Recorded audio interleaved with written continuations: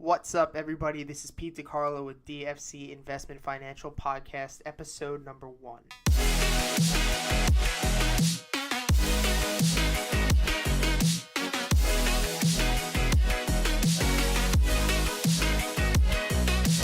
What's up, guys? Pete DiCarlo from DFC Investments. Welcome to the first episode of our podcast. I'm joined here today with our COO, Donald Franklin. How's it going, everybody? And today we kind of just decided that we would introduce ourselves, talk a little bit about the company, and answer some of your guys' questions because we get overflooded with questions on a daily basis from you guys. So before we begin, I'll explain a little bit about myself for those of you who do not know. My name is Peter DiCarlo. I am the CEO of DFC Investments, and my job, I feel like a lot of times when people hear the word CEO, they think of boss or a leader, but the real job of a good CEO is to be the visionary of a company. It is my job to take the vision of what I see DFC Investments being and helping and guiding the leaders of this company, like our COO, EVP, and CFO, into making my vision real and tangible.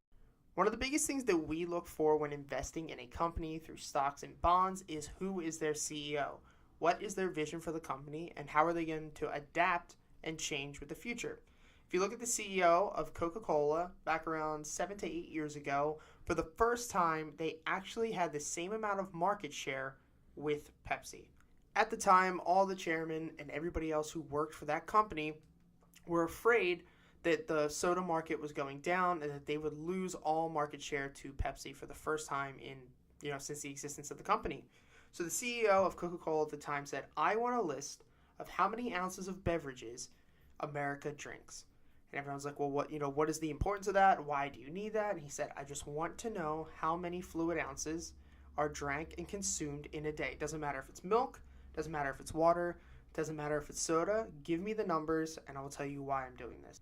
After obtaining all this information, what the CEO realized is that the vision of this company should not only be with soft drinks and, different types of soda, but it should be in the drink industry in general. So since then, obviously, Coca-Cola has Coke Zero, Diet Coke, Sprite, Fanta, Dr. Pepper, all of those sodas, but they also own Powerade.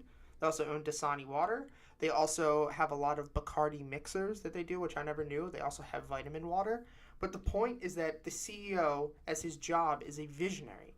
And what he wanted to do was make Coca-Cola more than just a soda company, but more of a beverage company, which obviously led to great success for Coca-Cola. Oh, yeah, they definitely pulled ahead of Pepsi once they started getting pretty much the whole market under lockdown, right? And what did Pepsi do? Now Pepsi owns their own water. Right. Pepsi owns their own. What do they got? They have Mountain Dew now. Yeah. Well, Pepsi I know it's Mountain another soda, Dew. right? But yeah. I think they own Tropicana because I know that Coca-Cola owns Minute Maid. Right, it'd probably be the counterpart. Yeah, but the point is that you, as a CEO, you have to be the person to break out and create the market.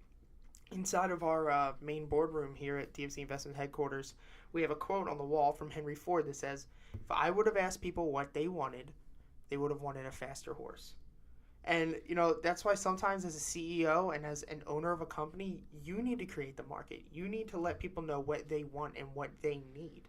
And I know that kind of sounds, a little odd, but in Henry Ford's case, he created the car. Back then, people only thought of horses. The car was something that nobody could conceptualize. So now that we know a little bit about me and a CEO and what a CEO does, Donald, why don't you talk about yourself? Hi, so my name is Donald Franklin. I'm the COO. I'm in charge of the day-to-day operations around here, as well as stock and bonds division. You also help with videography, getting all these creating videos, creating the courses, yeah, right? Creating courses. A lot of editing. Yeah, see, Donald, and really as a COO, is that he is the right-hand man of, I'll come up with the vision, and I'll help lead a lot of the other, chairmen.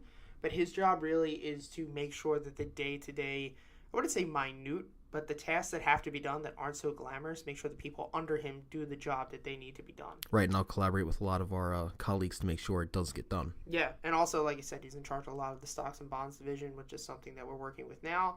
And he also helps with younger entrepreneurs who really want to, start their own company.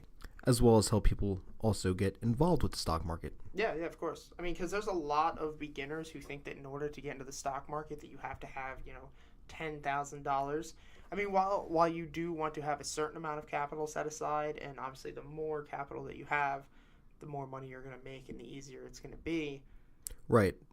As well as some people will throw around, just a little bit of money in the stock market. But what you need to understand is that some people will just buy and sell stocks like crazy and racking themselves up a big commission fee, and overall just losing money, not even on the stocks themselves, but just getting hit with a lot of commission fees, Yeah. And I mean, we'll talk a little bit later about all of that and about, different brokerages and, why we use Robinhood and why we promote Robinhood, even though they're not an affiliate of ours. It's just we believe that's probably one of the best platforms for beginning traders and beginning investors. But right now, since we've, really started this company, I want to help a lot of people who want to start their own company or want to know how to start their own company.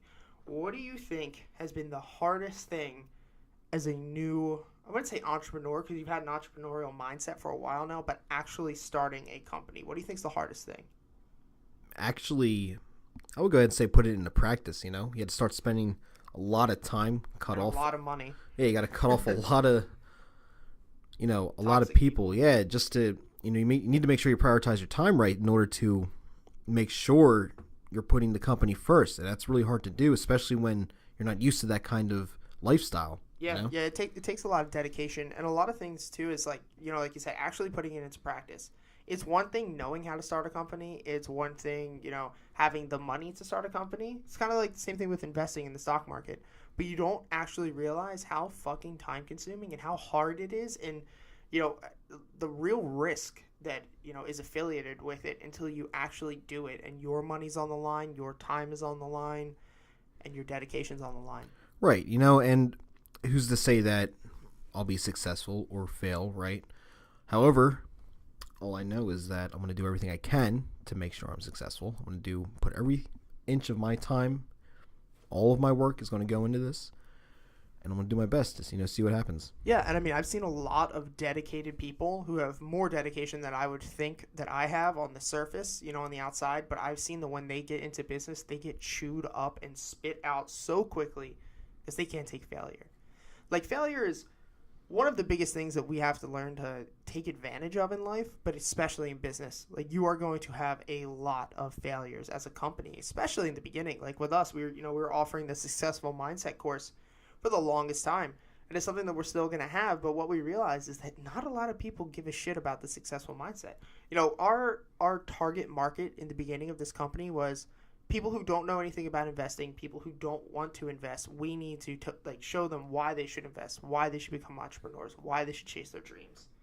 But what we didn't realize is that people really don't care, and it's hard to turn non-believers into believers. So what makes more sense for us as a company is to take those people who have that small thought in their mind that I want to start a company, or I want to invest, I just don't know how, I just don't know when, and really feed their energy and their dreams and help them out. Right, and hopefully collaborate and work together with them, and maybe make something big in the future. Yeah, as well. Like I said, we also, while we have the financial services industry and while we have our free YouTube and our website and everything, we also invest as a company.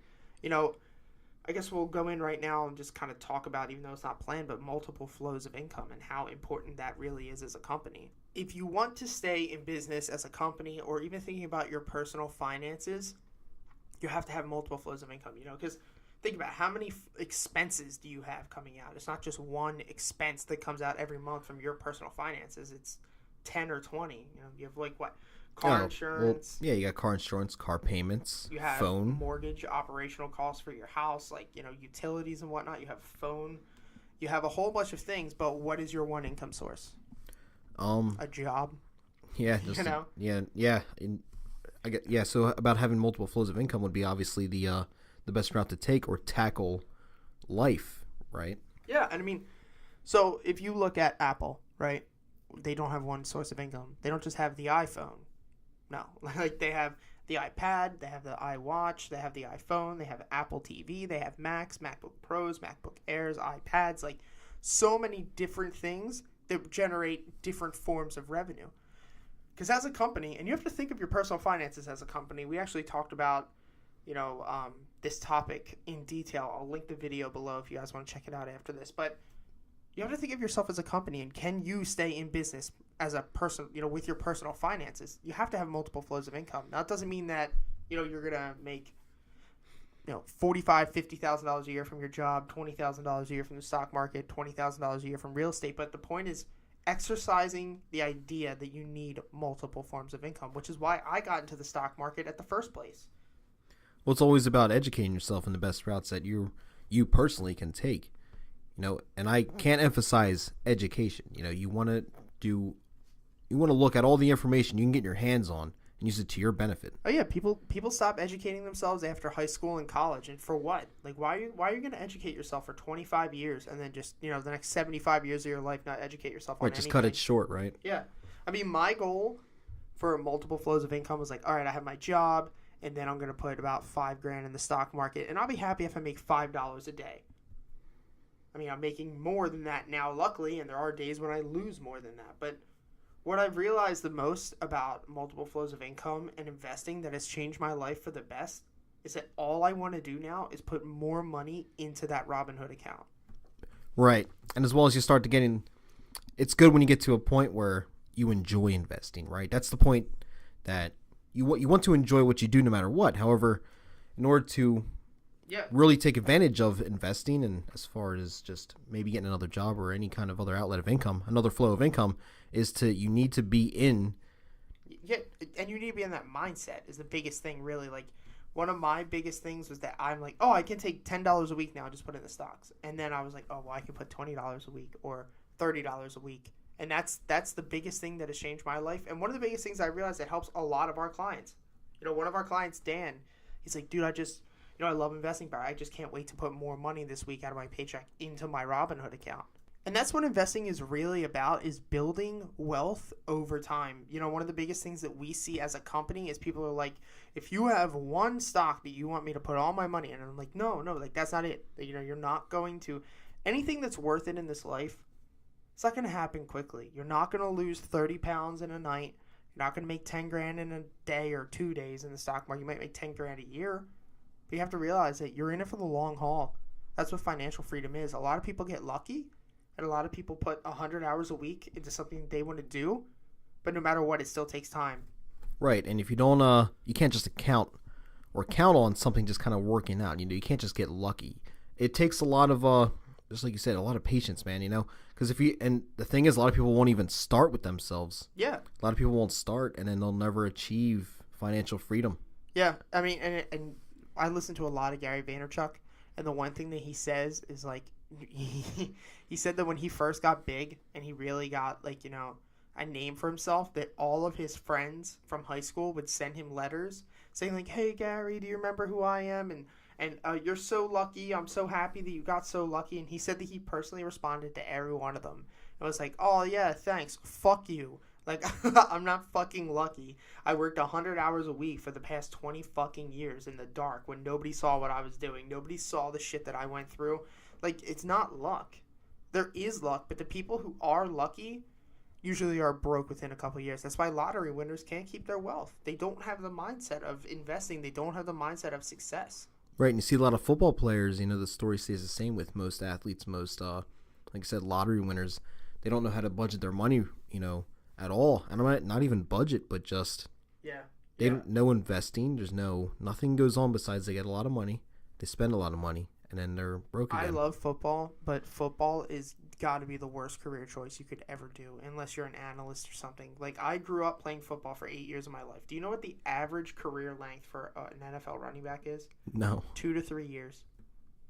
Really? Yeah. And dude, because you get fucked up. Like, you can get horrible head trauma. You usually get injured. The younger kids come in and drive you out very quickly, and you make a shitload of money and you don't know what to do with it. And that money has to last you for the rest of your life, because what are you going to do after that if you're not a sports analyst? And the problem is that a lot of these kids, they don't care about academics. They care about just getting that football scholarship, going through, playing their ass off. And a lot of them are amazing players, but it's such a demanding sport, like all sports are, and only the best can do it. That's why they get paid the big amount of money. But I don't know. I told myself when I was in 8th grade, I was like, I can't do this for the rest of my life. So going back to the original question, Pete, what do you think the hardest thing you've had to deal with starting to become an entrepreneur? Well, I don't know. I've started 3 companies now. Dapper Ninja, Eventide Solutions, and DFC. I had to stop those other 2 companies to do DFC. say two things. Number one, which doesn't really bother me now, but would bother, your first-time entrepreneur, is just all of the hate from friends, from people in your community, from people that you know.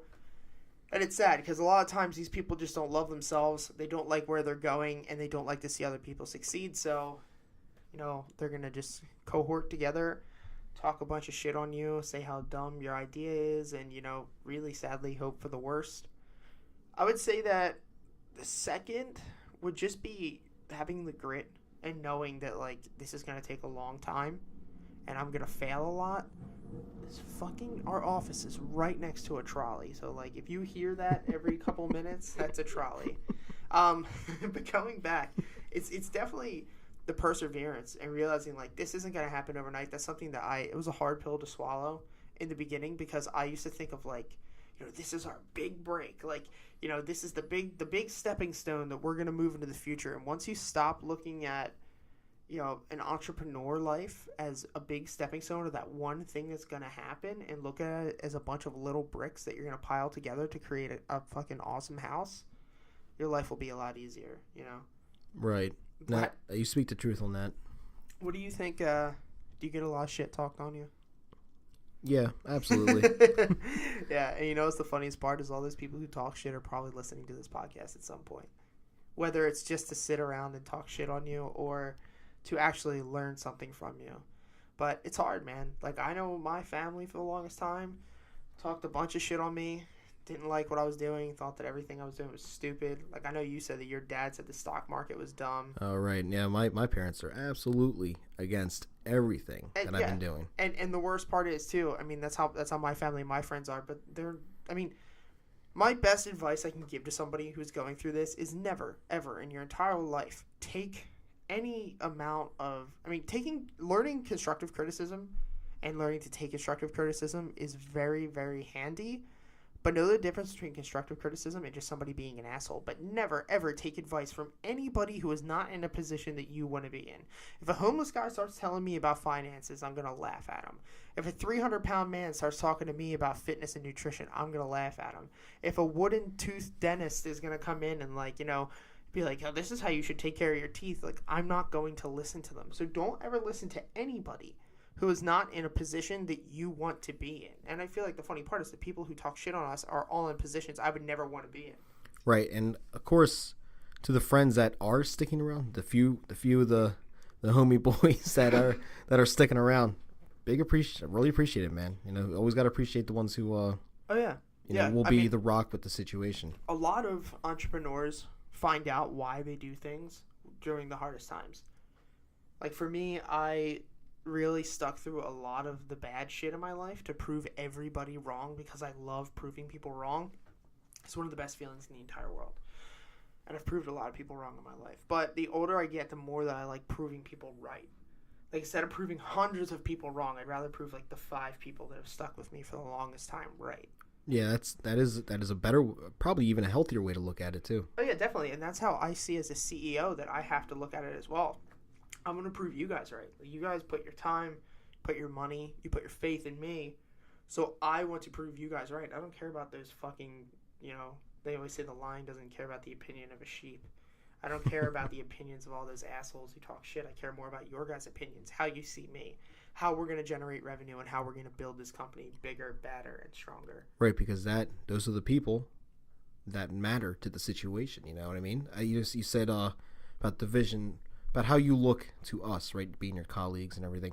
Those are the people that matter to the situation, not the people who don't believe in you, not the people who are going to say you're going to fail, No, and the biggest thing, too, I love is not when I prove somebody wrong, but when somebody who I'm trying to prove wrong, breaks down their walls, and they come to me and they're like, hey, how are you doing this?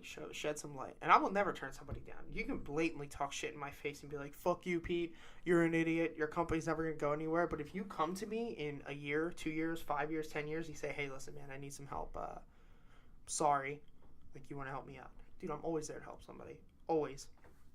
I give everybody one chance. But once you fuck that chance up, you're dead to me. But I posted a status a couple days ago, and it's so true. that said, people used to ask me why I do it, and now people ask me how I do it. That is one of my favorite things when somebody comes to me and they're like, how are you doing this? I see you on Facebook. I see you on Snapchat. I see you on Instagram. You're always posting positive stuff. You know, I kind of document my life through social media. And they come to me and they're like, how are you doing this? You know, you kind of did that. You know, you had been busting your ass for a couple of years now. You kind of knew that you needed to change, kind of knew what you wanted to do. And then you called me one night and you said, hey, man, let's go grab a drink and let's talk some business. And then this company came to fruition. Right. And I remember I had nothing with me. You know, I had maybe a couple bucks in my pocket, just ready to get a couple drinks. I ended up leaving your presence with a notebook, a pen, a whole real estate portfolio. Yeah, that walked away with so much knowledge from you. Thank you. And that's the life you have to live. Like, you have to live by example. I realized, like, yeah, while promotion on social media and other networks is putting yourself out there, asking people to check out your shit, I don't really ask anybody to look at my stuff. I'll post it out there on my public feed, but people watch our stuff and watch me and reach out to me because of the person I am. People know I'm not fake. People know that I'm the person I am all the fucking time. Like, yeah, I'm energetic. Yeah, I'm optimistic. Yeah, I'm happy. But I do have that, like, 1 week a year where I'm down. But that happens to everybody. But people reach out to me because of the person that I am, you know? Right. But now I feel like we should move on to the questions. So we did a little live Facebook, like 2-minute reach out, and on Instagram of the top questions that you guys want us to answer. A lot of them are basic and rudimental, but it's important to know the basics because, you know, Bruce Lee said, which is one of my biggest mentors, he said, I fear the man who has thrown one punch 10,000 times than the man who knows 10,000 punches, because it's important to know your basics. So let's start with that. So question number 1. Let me see.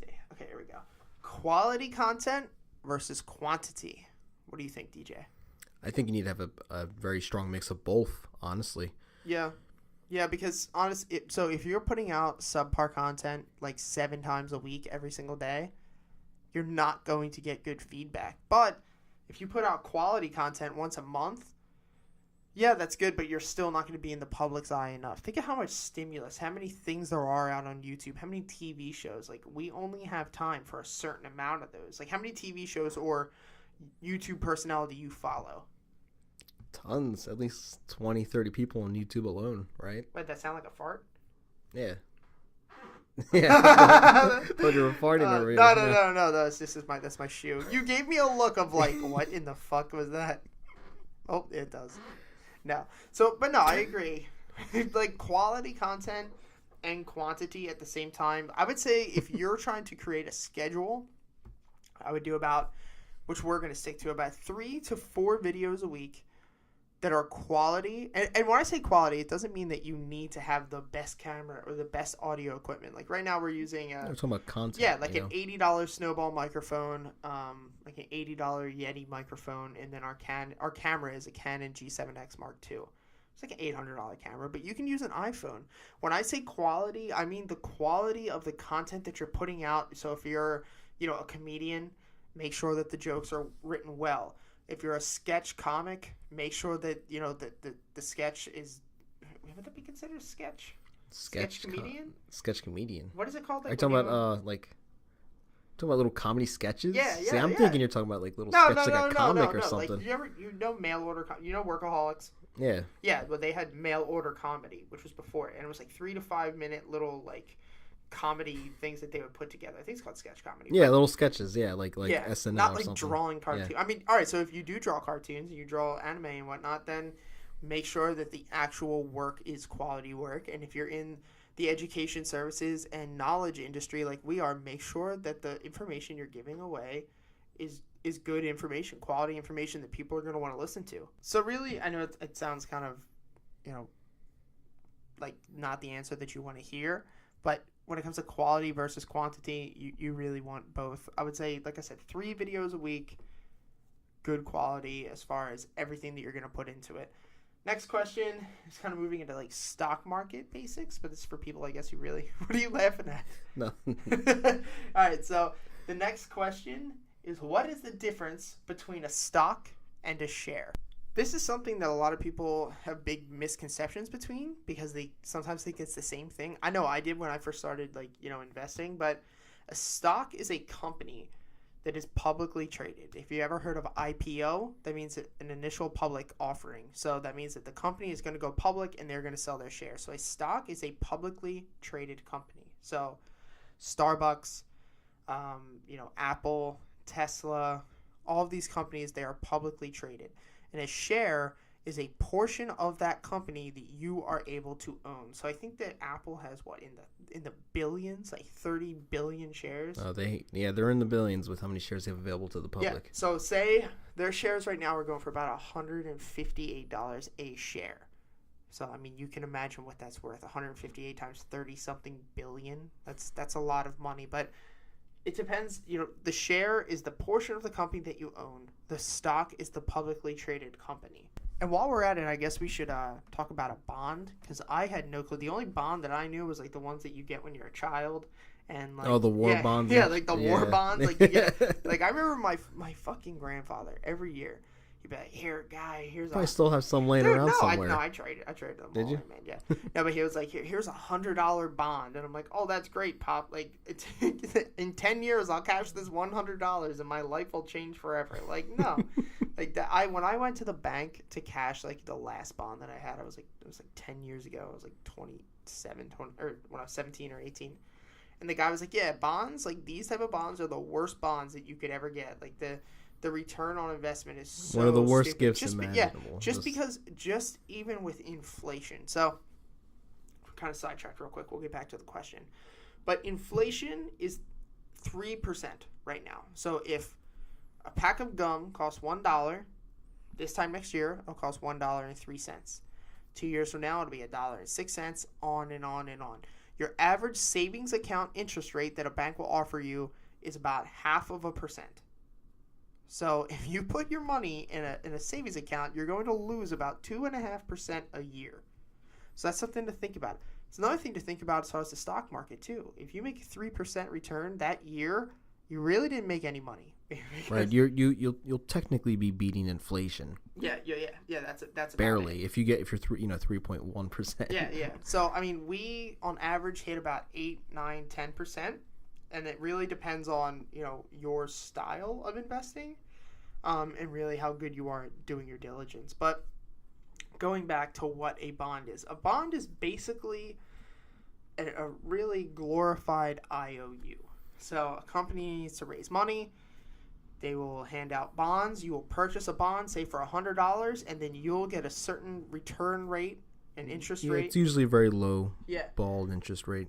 But the reason that the interest rate is low is because it's not as volatile as the stock market. Now, you can have company-grade bonds and government-graded bonds.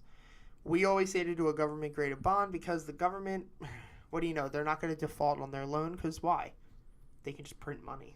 Yeah, it's the government. They can print money. Now, companies can default on their loans. It doesn't happen a lot, but the government will never default on any loan they have because they'll just print the money to pay you back. And like I said, the interest rate will be very low because, the volatility is very low as well. And you got to figure, right? If you find some bond that isn't government traded, of course you want to do your due diligence on the company no matter what. But for all you know, if it's not a government bond and you have no idea what kind of bond you're buying, it could be just some kid in the garage trying to get money to start this little company, right? Yeah. No, I mean, definitely do your diligence with any company, anything that you're going to invest in. Even if they are a huge company that's obviously not going to default, like Apple's not going to go bankrupt anytime soon, but we'll make a video on doing diligence. We'll do like a live stream with DJ or something along the lines of that, but learn how to do your diligence. Even if you just do it on companies you don't plan on investing in, just get used to doing it and the algorithm in which you're going to use to do it. Just practicing the exercise. Yeah, I mean, when we first started DFC Investments, we would just, create, all right, how much money would it cost to start a coffee shop? What are we looking at to start the coffee shop? What would the margins have to be for us to stay in business? How much are cups going to cost? How much are certain things going to cost? How much money would it take to start a laundromat?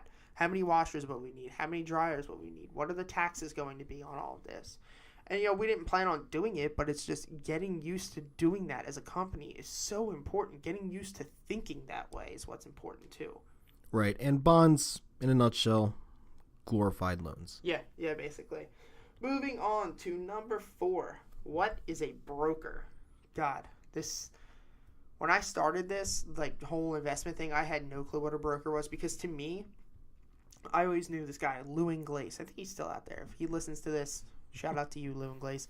But he worked for a mutual fund. He was a very good friend of my grandfather. When I think of a broker, nowadays, you probably think of a mobile app or, E-Trade or something along the lines like that. But back when I was a kid and my grandfather would teach me about brokers, it was a guy. So if he wanted to buy, 100 shares of Apple or 100 shares of Boeing, he would have to call up your boy. Yeah, call up your boy Lou. He would have to call up Lou Glace. Lou Glace. Lou Glace would come up to the house, pick up the check, drive it back down to his company, cash the check. It would take 3 days to go through for the check. And then he would put the order into the New York Stock Exchange and buy that stock 7 days later.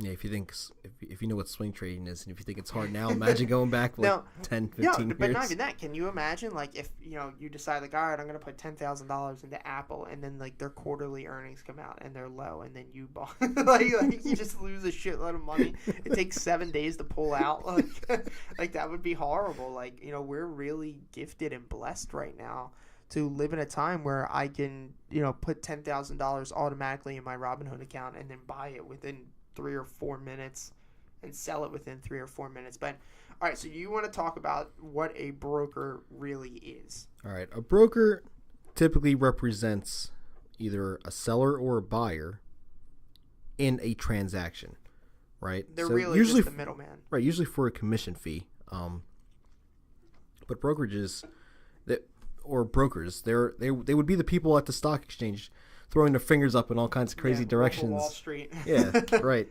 You would call them. You would call your broker. Like you said, I'm going to buy 100 shares of Apple. Yeah. That's the broker voice. You go, 100 shares. 100 shares of Apple. And then you go ahead and you run in. You're not running anywhere, right? You're on the phone with your broker. Yeah, they're running. And they're getting your 100 shares of Apple, right? Or, unless they have to go pick up the check first or whatever. Oh, yeah. And But really, they're just a middleman. But a broker today is basically yourself. So how about we talk about commission costs as a brokerage? Right. So a lot of brokers will charge a commission fee. I've seen upwards of $10 per. It goes higher than that. Transaction. One of the banks near us actually charges, what was it? I think it's $55 a trade. What the fuck? Isn't that nuts? Yeah. Why would you? Unless you're planning on buying a share of a good company for 50 years. I would never go with that. If this simply comes down to people just not knowing any better. Not even that. Just I wouldn't buy it for the principle of keeping those motherfuckers in business. Bullshit. It's pretty bad. No, so I think average price for a broker right now is $7. Scottrade $7. E-Trade was $10. I think they're down to $5 now because companies I thought they were $7. Maybe they're $7. So what you would do is say I wanted to buy 10 shares of Apple, right? Let's say I'm going to buy 1 share of Apple. Hypothetically, Apple's $100, right? I'm going to buy 1 share, costs $7 to buy it, and then when I want to sell it, it's $7 to sell it. So that's 14% of my initial investment that I have to put down. Your one stock needs to go up 15%. So my one stock needs to go up 14% just to break even. 14% return is insane. That's that's not an everyday. That's a pretty rare occurrence to get in on something like that. No, and that's why a lot of companies and a lot of investment companies and professionals say there's no reason to invest unless you're investing at least $1,000 because in one company in one stock because it's just not worth it with those kind of commission costs. Right, and however, a lot of brokerages have been becoming automated. Yeah. Through, like we just said, Scottrade, E-Trade, Ameritrade, Robinhood, right? You got automatic brokers where it'll do it for you. You put in an order to get 100 shares. Change right. The game. Yeah, and you put in 100 orders and it will automatically attempt to make that happen. Now, the benefit to this is you don't need to call up Lou Glace. Yeah, you got to call them up. Maybe 100 shares of Apple. No. But yeah, so, but you can use these to your advantage, right? And But the thing we're talking about Robinhood, why it's so why we keep bringing it up is because if you are new to trading, there's no commission fees on Robinhood. 0. So this would greatly help the people that only have $100 or $500, right, yeah. or $2,000. I would say to stick with Robinhood until you have about 25 grand in your account. I know a lot of things with a lot of companies is that one of the things about having somebody who's not Robinhood is what's called a margin. So a margin is basically a loan that a brokerage company will give you depending upon how much money you have in your account and how you are as an investor. So if I'm a good investor, I have 25 grand in my E-Trade account. E-Trade will loan me $75,000 to play with. If you do not know what you're doing, it's a death sentence. It's a death sentence, yeah. And a lot of times you have to pay percentages. Another thing that I like, so E-Trade is 10% on the margin that you have. So that's being used. So if you look at Robinhood, they really are. They only charge what per month. So I have about $5,000 in my personal stock trading account, and they match my $5,000 for I only pay like $10 a month. Right. They're instead of actually charging a percentage of your money or money you loan, they're actually just charging you a flat rate. But the thing with Robinhood though, is sometimes it takes a little longer to execute trades, much longer sometimes than any other brokerage. There's a lot of volume and a lot of activity going on. But that shouldn't deter you because free is free, right? So the idea with a margin, I just heard somewhere, right, and it was a pretty good thing to go by that. If you have $2,000, the most you would margin is $2,000. Oh yeah, never ever margin more. That's why I think it's so stupid. Like, why would I buy? I mean, why would I put 25 grand into an account and then margin out 3 times that amount? Right, and the same can be said about the opposite with using double the money you have. Why wouldn't you, double your money and potentially, hopefully you know what you're doing, right? Oh yeah. But potentially turn that into a good profit, especially when Robinhood is only charging me like what, $10, right? $10 a month. Yeah. So that's a pretty good deal. If I margin 2,000, put it into a we don't even say an aggressive stock, just any kind of stock, and it grows up just a little bit. It already paid that monthly fee on a 1-day move, right? Yeah. No, and the thing too, what kind of deters a lot of people from Robinhood when you have a lot of money is the actual gold pricing. So, like I said, they're not going to margin you out more money than you have. So I have a tier here. So if your account is $2,000 to $3,000, they will margin you out $2,000. If it's $3,000 to $6,000, they'll margin you $3,000. So that's the big difference. They'll only margin you $3,000 if you have $6,000 in your account, but other people like E-Trade would give you double or triple. And then obviously the tiers move up. 6 to 12, you can take 6 out. 12 to 24, you can take 12 out. 24 to 30, you can take 25 out, and then $50,000 and higher, you can take $50,000 out. Right, and like we said, if you have, I would say 20, 25 grand, you would move on to another brokerage. Because when you're moving that kind of money, $7 per trade is not much at all. Right, and then however, if you have like 1,000 shares in some company that, and you try to sell at the time you try to sell, Robinhood, takes a while to execute sometimes. And that it taking a while to execute might be the difference of like 7 cents a share, which with 1,000 shares, what would that be like? $7. $7. 7 cents a share with $1. 1,000, yeah, maybe $7. Right. I think. And that's a. I'm not a mathematician. CFO's not here. This is so bad. But the real thing is that like when you watch real day traders, it's insane. Like seconds matter when you're day trading. Yeah, it would be 70, that's why wouldn't it? and that's why you don't want to use. That's why you don't. Yeah, because 100 would be $7. Right. Yeah. Whatever. Listen, guys, we're not mathematicians. No, but that's a big deal because you would want to execute that as fast as possible. Yeah. And if Robinhood took a couple of minutes, a half hour, an hour, if you lost out on that 7 cents, obviously it would be better for you if you had just paid that $7 commission fee, right? I mean, and we don't promote day trading. We have some workshops on swing trading, and we work with a lot of clients who like to swing trade, and we endorse swing trading, but we do not endorse day trading. You can make a lot of money day trading, but you can lose your ass day trading. Like I've personally watched people in my life make about 20, 30 grand a day trading, and then they lose 20, 30 grand a day. Right, and something that we like to push our clients to do is when they first get started, we'll be making a whole video on the fundamentals of this. But just to touch up on it, if you're getting started, don't let the little things scare you. Don't like little fluctuations. For just trying to break even. Yeah, make a financial plan. Don't worry if you're like, okay, I'm gonna hold Boeing for the next year. One day they go down $30 a share. $30 a share, that's a lot. But say your portfolio percentage goes down $30. Don't sweat it. Know your financial plan. If you do your due diligence correctly, and if you believe that investment is a good investment, and you made a knowledgeable decision, ride it out till the end, man. Like don't deter from your plan because of one small little thing. Would you deter from your plan if it shot up $40? No. Do your due diligence, know what you're talking about, make good financial decisions. And number 5 has nothing to do with the stock market. How to get more followers and engagement and interaction with people on social media. Well, this is like an open-ended question because there's no...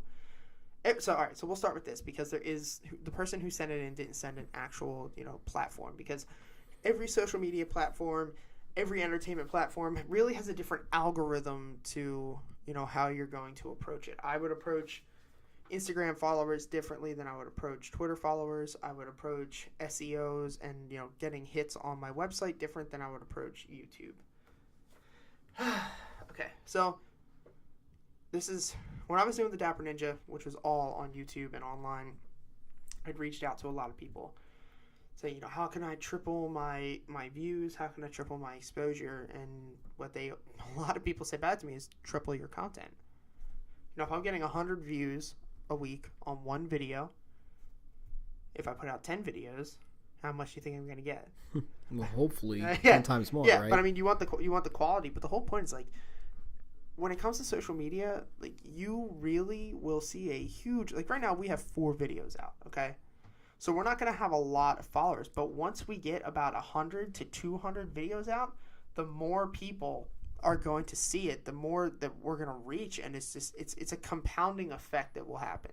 So if you want more viewers and, really more engagement and followers, say it's for your personal account, engage with people, talk with people, go to, say you're a men's fashion stylist and you want more followers on Instagram, go to different Instagram accounts, engage with those people that are in, those groups, engage with the people that you want to follow. One way that I really blew my personal Twitter up was I picked 5 mentors that I liked. So Conor McGregor, Aaron Marino, Simon Sinek, Gary Vaynerchuk, and Grant Cardone.